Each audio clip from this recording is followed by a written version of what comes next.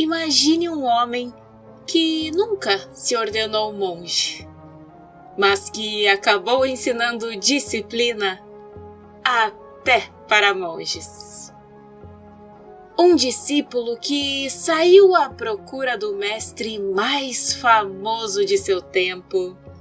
Encontrou esse mestre numa ruela estreita e poeirenta e, no mesmo dia, transformou um punhado de manteiga numa oferenda que manteria por toda a vida. Um leigo tão decisivo que, sem ele, talvez Atisha Dipankara fosse lembrado apenas como um grande mestre indiano que passou pelo Tibete, e não como a origem de uma linhagem viva que atravessaria séculos. Um homem que sabia que, quando Atisha chegou ao Tibete, o país estava espiritualmente confuso, religiosamente remendado e perigosamente inclinado a transformar profundidade em bagunça.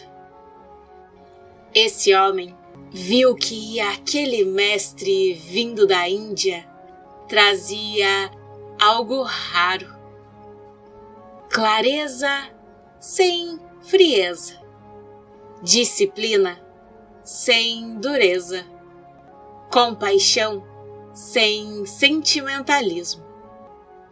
E por isso, foi atrás dele. Olá, monges de sofá! Bem-vindos ao Mentes Despertas, o quadro do podcast Monge no Sofá, que é dedicado às vidas extraordinárias daqueles que moldaram o Dharma. Aqui abrimos as portas para as histórias reais e às vezes quase impossíveis dos mestres que mantiveram a chama da sabedoria acesa através dos séculos. São vidas que atravessam continentes, filosofias, provações e renascimentos. São vozes que ainda ecoam porque tocaram aquilo que não envelhece. Sente-se, respire comigo e permita que cada episódio seja como acompanhar o caminhar de uma mente que se tornou livre. Hoje, no Mentes Despertas, seguimos pela linhagem de Atisha para conhecer aquele que não foi apenas seu discípulo mais próximo, mas o responsável por transformar ensinamento recebido em tradição viva. O homem que protegeu o coração de Atisha, que organizou o nascimento da tradição Kadan e que provou com uma elegância quase ofensiva que, às vezes, o verdadeiro guardião do Dharma não é o que faz mais pose, e sim aquele que continua acendendo a lamparina depois que todo mundo foi embora. Dromtonpa Gyaltsen Jungné, aquele de quem emergem os ensinamentos de Buda.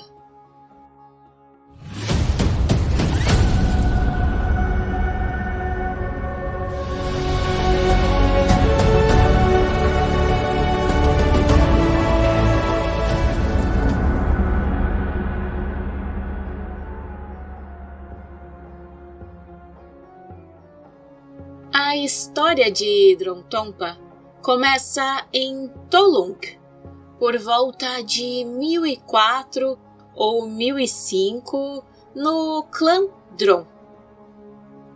Ao nascer, ele recebeu o nome Chopel.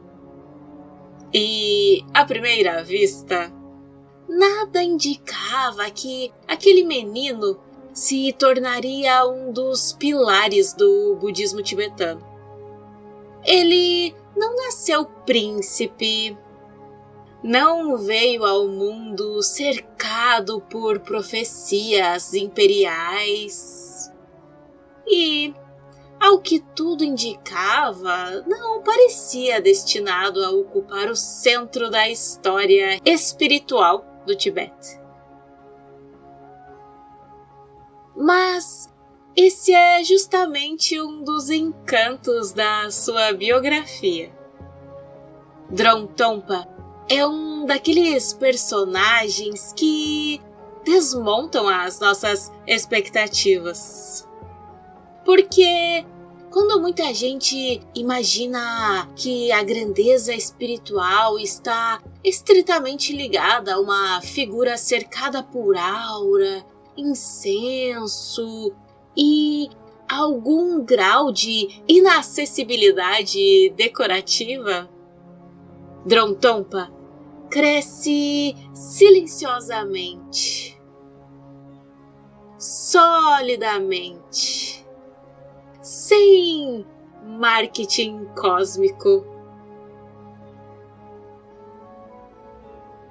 Ainda jovem, conta-se que Drong Trongpa estudou leitura e escrita por 4 anos e depois recebeu votos leigos com Nanan Dorje Wangchuk, que lhe deu o nome pelo qual entraria para a história, Gyalwe Jungna.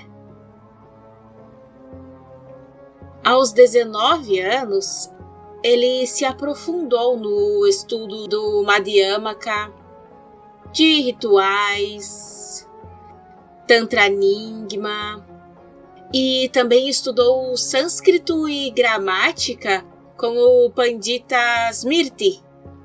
Ou seja, ele nunca foi um leigo no sentido de alguém periférico, à margem, pouco instruído ou espiritualmente improvisado. Nada disso. Ele foi, desde cedo, um praticante intelectualmente robusto, altamente formado, com base filosófica, com rigor de estudo, doutrinariamente refinado e com uma sensibilidade religiosa real. Mas, à parte as pompas, as tradições guardam um detalhe muito humano na sua juventude. Conta-se que, depois de um conflito com a madrasta, Drong Trongpa teria deixado a casa da família. É o tipo de informação que um agiógrafo excessivamente vaidoso talvez preferisse manter debaixo do tapete, mas que torna a vida de Drong Trongpa ainda mais viva. Porque, convenhamos, a história espiritual da humanidade também avança graças às pessoas que um dia olharam para o ambiente familiar e perceberam que, para florescer, talvez fosse melhor sair antes do jantar.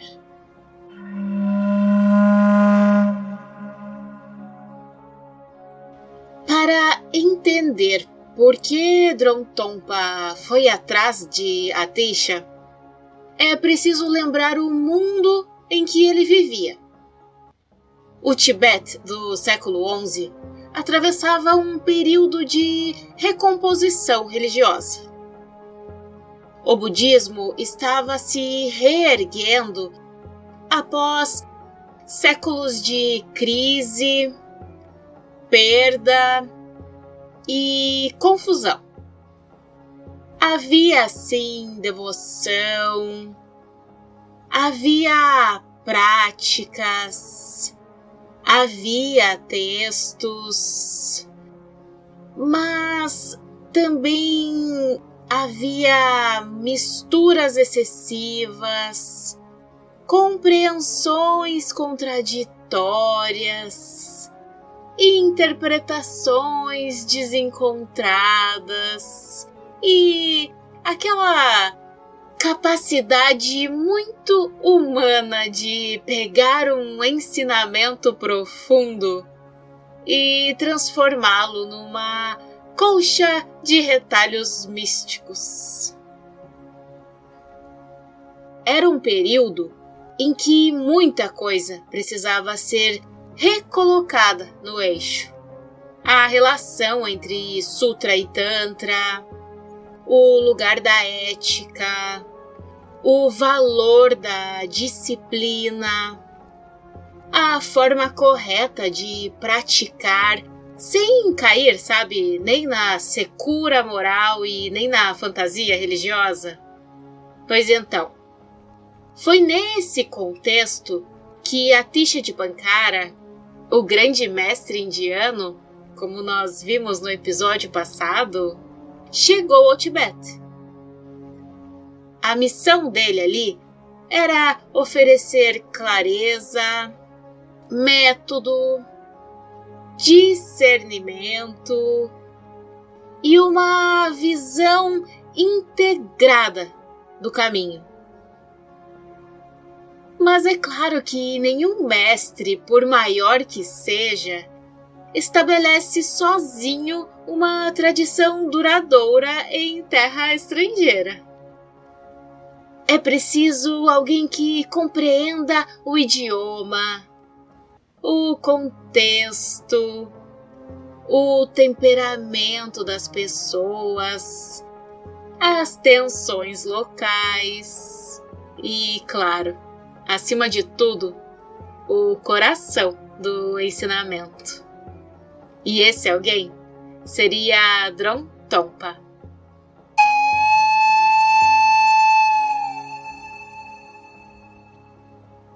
A presença de Atisha Dipankara começou a se espalhar pelo Tibete como uma notícia luminosa carregada de admiração e esperança.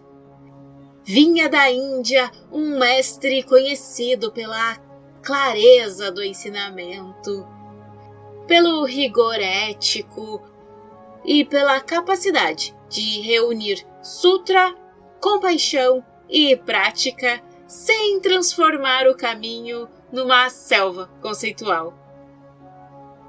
Drone Trungpa, que já era um homem de estudo e discernimento, percebeu rapidamente a importância disso.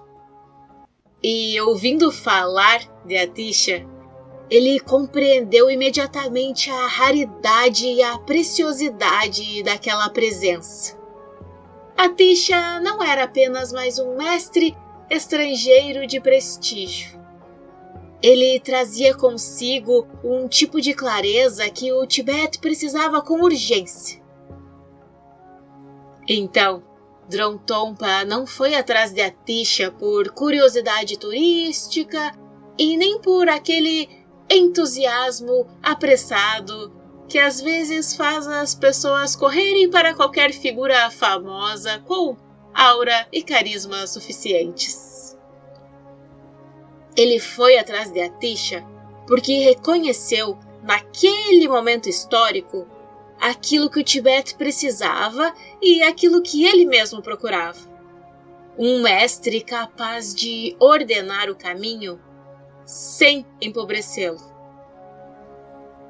Em outras palavras, Drone Trungpa viu em Atisha algo raro. Uma lucidez que não esmagava a compaixão. Uma disciplina que não sufocava a prática.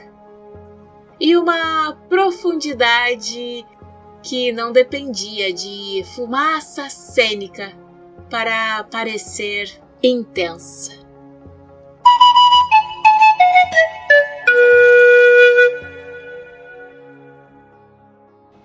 Conta-se que, enquanto o Drontompa procurava a Tisha também aguardava a chegada de um praticante leigo que teria papel decisivo em sua missão no Tibete. Sim, uma biografia tradicional de Atisha preserva um dos episódios mais bonitos de toda essa história. Segundo esse relato, Tara teria anunciado a Atisha que ele beneficiaria enormemente o Dharma no Tibete com a ajuda de um Upasaka, ou um praticante leigo, e que esse discípulo ainda estava por chegar. A narrativa diz que Atisha aguardava o seu discípulo com atenção e quase que com uma impaciência amorosa, e repetia: "Meu Upasaka ainda não chegou." Teria Tara mentido? Não é possível. E assim, sem saber ao certo o tamanho do que se aproximava, os dois caminhavam, um em direção ao outro.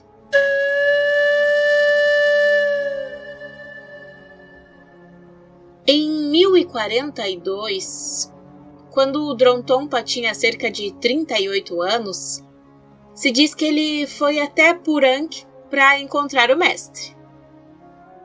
Algumas tradições colocam esse encontro em Paniu, mas o ponto essencial aqui é que Drontompa foi até onde Atisha estava porque queria vê-lo, ouvi-lo e colocar-se à disposição daquele trabalho de restauração do Dharma. É dito que quando Drontompa chegou no lugar onde Atisha estava hospedado, ele foi informado que o mestre havia saído e que logo retornaria. O natural seria, claro, que ele esperasse ali. Mas Drontompa preferiu encontrar Atisha pelo caminho. E por isso ele saiu. E foi quando os dois se cruzaram numa arruela. A cena é simples, mas memorável. Nada de trovões, nada de montanhas tremendo, nada de luzes sobrenaturais explodindo no céu, nada de teatro cósmico em excesso. Apenas dois homens se encontrando numa passagem estreita. Num daqueles instantes que parecem modestos demais, sabe? Para carregar tanto destino. Afinal, aquele ali era o instante em que a história do budismo tibetano estaria mudando de direção.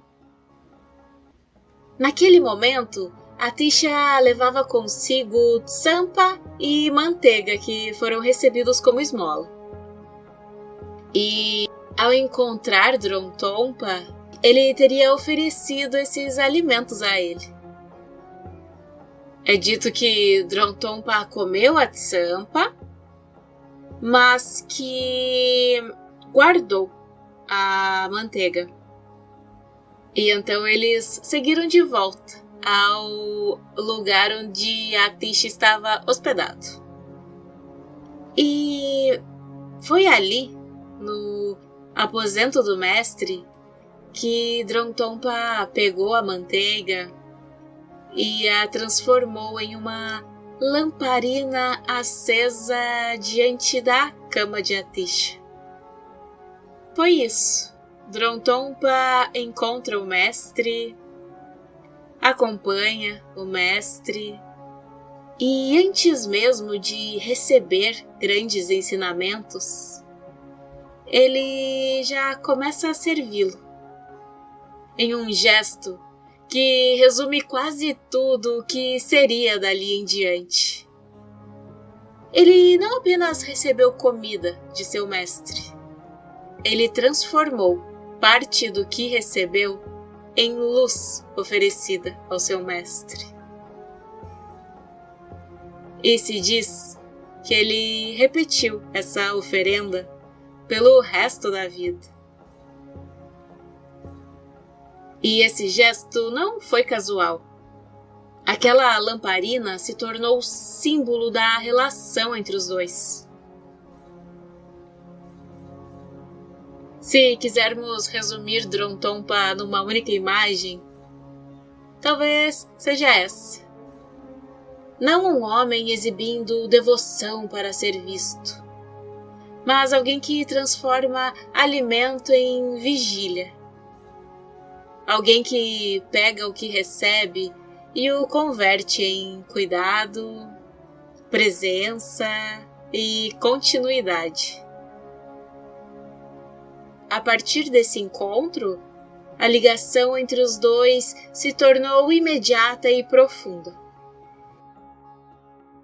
Drontompa passa a acompanhar Atisha, a servi-lo, a aprender com ele e, pouco a pouco, a tornar-se o seu principal discípulo tibetano. Alguns encontros são assim. Ao invés de parecerem começo, já chegam com a gravidade de um reconhecimento.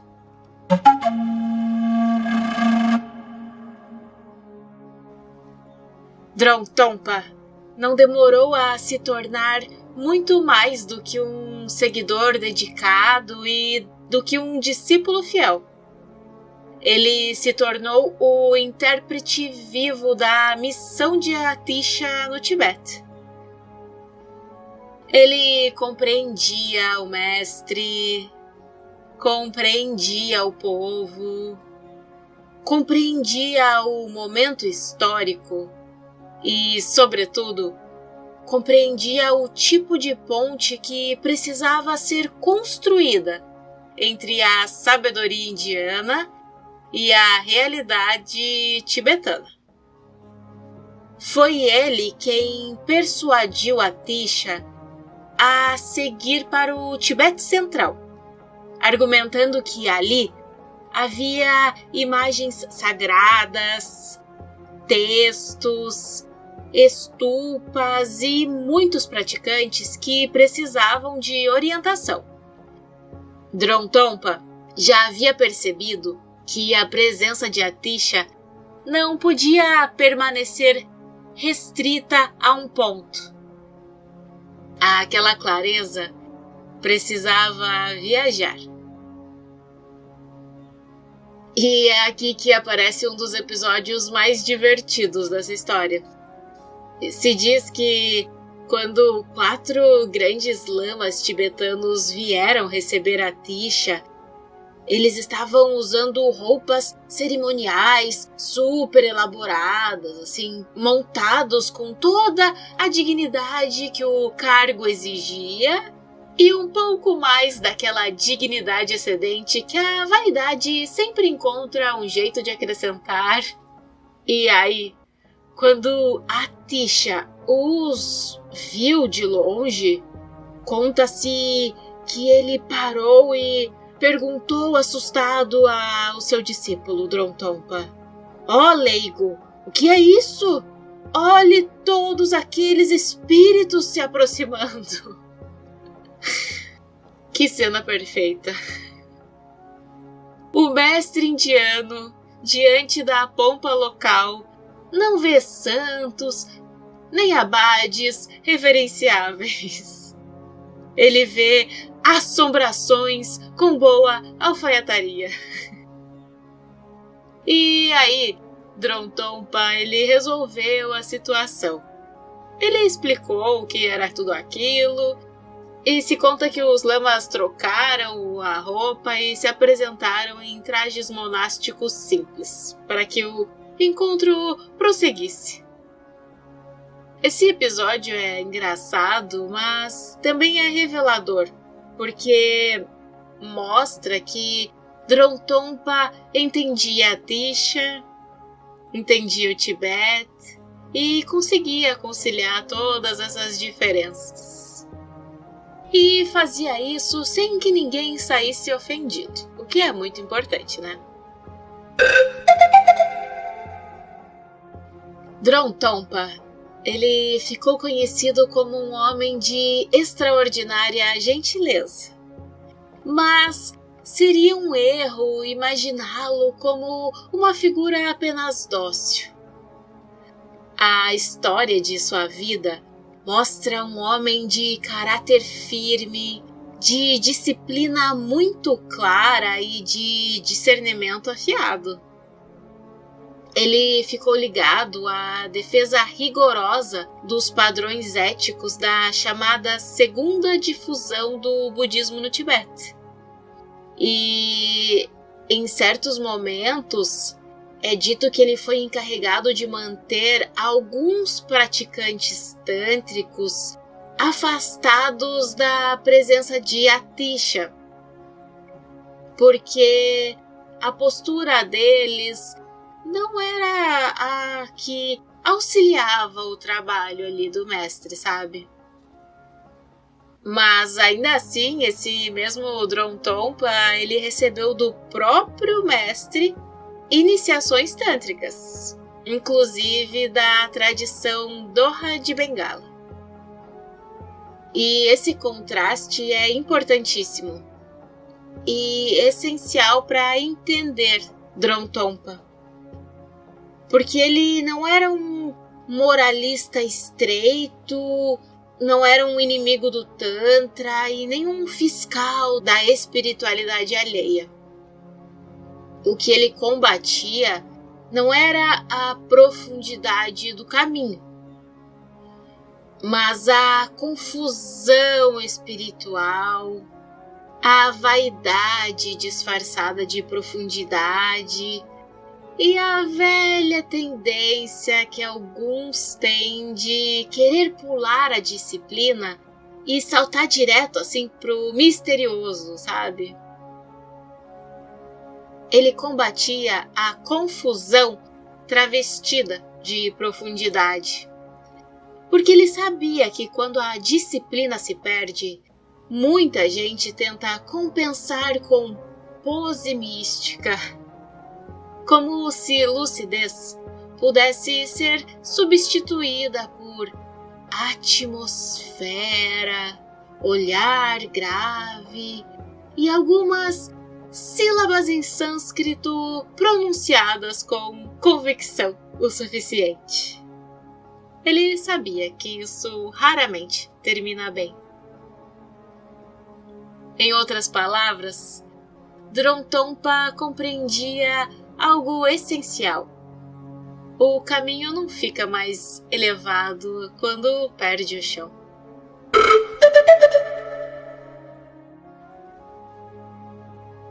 Outro traço fascinante da jornada de Dron-Tompa é que ele jamais se ordenou monge. Ele permaneceu leigo. E ainda assim, ele se tornou célebre por seus ensinamentos sobre ética e preceitos monásticos. Isso por si só já é o bastante para torná-lo memorável, né? Porque há uma ironia quase sublime nisso. Num mundo em que muita gente confunde vestimenta com realização, Dron-Tompa aparece como o leigo que se torna a referência para a disciplina. E isso não porque ele ocupasse uma posição exterior mais vistosa, sabe? Mas porque a integridade dele tinha peso real. Eis aqui uma daquelas lições que o ego religioso raramente aprecia. Às vezes, a autoridade espiritual mais séria não vem de quem parece mais impressionante, mas de quem vive de forma mais alinhada. Dron-Tompa não representava a espiritualidade de fachada. Ele representou a coerência. E a coerência, sim, costuma ser menos fotogênica do que o êxtase, mas quase sempre é muito mais útil quando se quer atravessar um século inteiro sem desfigurar o ensinamento.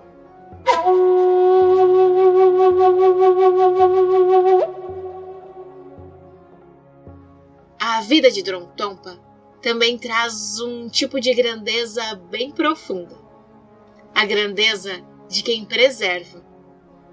Em Lhasa, quando surgiu a oportunidade de copiar uma importante inscrição histórica ligada ao templo, Dromtonpa e mais 4 discípulos passaram o dia inteiro copiando o texto.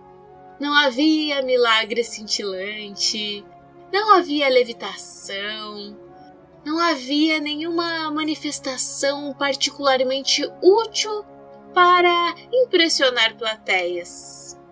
Mas havia trabalho, paciência, atenção e continuidade. E isso diz muito sobre a nossa mente desperta de hoje. Porque uma tradição não sobrevive apenas por causa de visões, êxtases ou grandes discursos. Ela sobrevive porque alguém copia, compara, revisa, traduz, transmite, organiza e protege. Dromtonpa, ele também é lembrado como alguém ligado à revisão de tradições de sutras e tantras, incluindo a perfeição da sabedoria em 8.000 linhas e o tantra da realização da sabedoria. Dromtonpa não era só o discípulo devotado e nem apenas o administrador prático. Ele era também um homem de precisão textual, um guardião do coração, sim, mas um guardião que sabia que o coração do Dharma também pulsa em sílabas bem transmitidas. Em Iyerpa, Atisha e seus discípulos passaram 3 anos discutindo e examinando a essência do caminho para a libertação. Esse detalhe é precioso, porque mostra Dromtonpa em algo maior do que a devoção silenciosa. Mostra ele como um interlocutor ativo que era. Alguém que pergunta, investiga, sustenta conversas decisivas e ajuda a condensar o ensinamento em forma transmissível. E é nesse contexto que aparece a sua ligação com o Livro de Kadam, um conjunto central da linhagem. Ali nós encontramos, entre outras coisas, um diálogo em 23 capítulos entre Atisha e Dromtonpa, que é tecido em torno do rosário de joias do Bodhisattva. Vocês entendem que não se trata apenas de um discípulo obediente, mas de alguém cujas perguntas e cuja presença ajudaram a moldar a memória pedagógica da tradição. E ele também é lembrado em conexão com uma antiga instrução de treinamento da mente, que mais tarde ficou conhecida como treinamento da mente em 8 sessões. E isso ajuda a compreender por que a sua influência ecoa não apenas no Kadam inicial, mas também nas futuras tradições de Lojong e Lamrim. E há um detalhe belíssimo na biografia de Dromtonpa que não se pode deixar de lembrar. disse que, em resposta a um pedido, Atisha escreveu uma biografia de Drontompa, enquanto Drontompa escreveu sobre os ensinamentos secretos de Atisha, num texto que mais tarde ficou conhecido como Kadam Lekban. Mestre e discípulo, assim, não aparecem só como figuras hierárquicas, mas como parceiros espirituais de uma colaboração rara.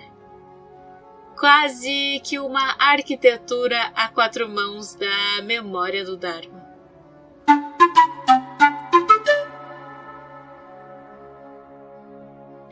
Quando Atisha morreu, em 1054, havia um risco evidente. O brilho do mestre poderia se dispersar. Como tantas vezes nós vemos acontecer, a presença viva havia sido extraordinária, mas a ausência ameaçava abrir espaço para fragmentação, disputas, simplificações e aquela forma piedosa de desordem que costuma surgir quando todo mundo diz amar o mestre. Mas ninguém consegue concordar sobre como preservar o que ele ensinou. E foi então que Drontompa fez aquilo que talvez seja a sua maior obra. Ele reuniu vários discípulos de Atisha, voltou para Tolung e pouco depois foi convidado por patronos locais a se estabelecer em Heting, ao norte de Lhasa. E foi ali, em 1057, que ele fundou o mosteiro de Heting, que se tornaria o coração inicial da tradição Kadam. E esse é o momento em que Drontompa deixa definitivamente de ser apenas o discípulo amado e se revela como um fundador de continuidade. Porque Heting foi a tentativa bem-sucedida de impedir que a clareza de Atisha se dissolvesse em saudade piedosa, culto póstumo e bagunça interpretativa. E aqui nós vemos o homem que fundou o centro de uma tradição disciplinada, conhecida por sua sobriedade ética, era um leigo. Um leigo que se tornou famoso por ensinar até mesmo aquilo que, em princípio, parecia pertencer ao terreno mais explícito da vida monástica. A história, às vezes, tem o péssimo hábito de ignorar os nossos organogramas.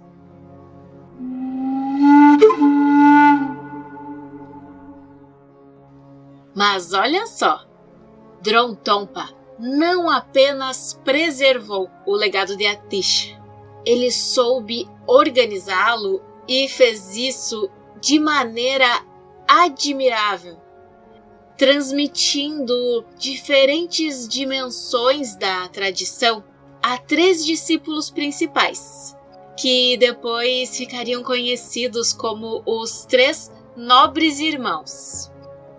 A Potowar Rinchen Sal couberam as tradições escriturísticas. A Chengawa Tsultrimbar, as transmissões orais. A Puchungwa Shonu Gyaltsen, as instruções essenciais. Não se trata de um mero detalhe administrativo. É um gesto de visão histórica. Dron-Tompa compreendeu que um grande ensinamento não se protege apenas guardando num cofre. Se protege também o distribuindo com sabedoria, para que sobreviva em várias frentes sem perder o centro. E é por isso que o seu legado atravessa séculos.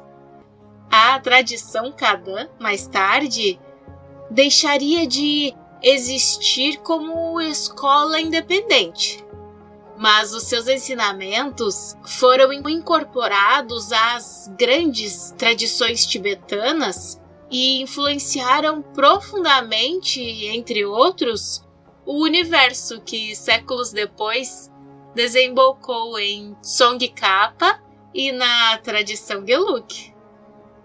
Podemos dizer que se Atisha foi o farol, Dron-Tompa foi o homem que construiu o porto.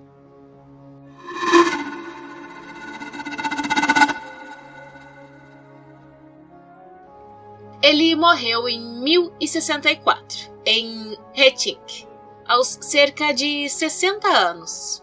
E Dron-Tompa não deixou para trás a imagem de um conquistador espiritual e nem a estética de um taumaturgo teatral. Seu legado foi mais sutil, mas foi muito duradouro. Ele deixou um estilo, uma forma de praticar em que a ética não é rigidez, mas lucidez, em que a compaixão não é sentimentalismo, mas responsabilidade, em que o ensinamento não sobrevive graças ao brilho pessoal de um mestre, mas sim graças à fidelidade silenciosa de quem serve, escuta, ordena, pergunta, preserva e transmite. Dron-Tompa pertence àquela linhagem de grandes seres cuja força não está na exibição, mas na consistência. Seres que não fazem barulho demais ao entrar na história, mas fazem falta demais quando tentamos imaginar o que teria acontecido sem eles. Há figuras espirituais que nos fascinam porque parecem maiores do que a vida. Dron-Tompa nos fascina por outro motivo, porque mostra como a grandeza pode se instalar numa forma despojada. Ele não precisava aparecer extraordinário a cada gesto, mas cada gesto era lúcido e verdadeiro. No mundo religioso, e sejamos francos, no mundo humano em geral, tão frequentemente seduzido pela aparência de profundidade, Dron-Tompa oferece uma correção elegante. Ele nos lembra que o coração do caminho também pode estar menos na performance e mais na fidelidade, menos no brilho repentino e mais na mão que continua cuidando da chama. Foi isso que ele fez por Atisha. Foi isso que ele fez pelo Kadan. E é isso que fez por nós, que ainda hoje temos acesso a esses ensinamentos preciosos. Que a vida de Dron-Tompa nos lembre que, às vezes, o que sustenta uma linhagem não é a figura mais vistosa, mas a mais confiável. Não a voz mais alta, mas o coração mais estável.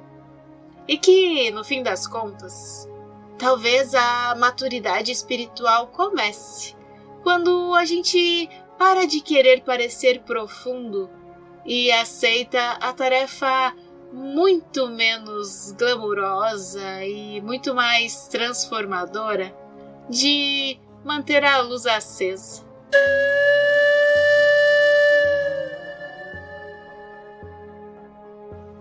Por hoje é só, queridos ouvintes. Este episódio faz parte da série Mentes Despertas.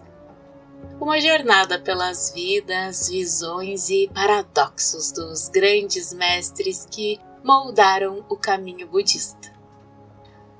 Que as histórias destes mestres ecoem não como memórias distantes, mas como lembretes vivos de quem nós podemos nos tornar. Obrigada por caminhar comigo por mais um trecho da linhagem do Dharma. Ele atravessa séculos porque encontra abrigo em mentes como a sua. Nos vemos no próximo domingo, com outra vida extraordinária que iluminou o mundo.